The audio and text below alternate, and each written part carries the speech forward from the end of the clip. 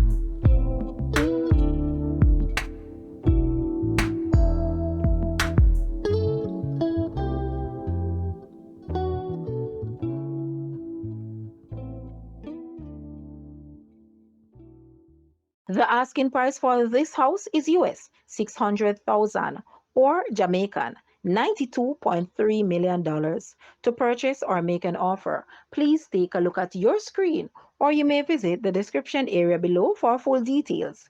If you like this video, please hit the like button and also share with a friend. Thanks for watching, guys.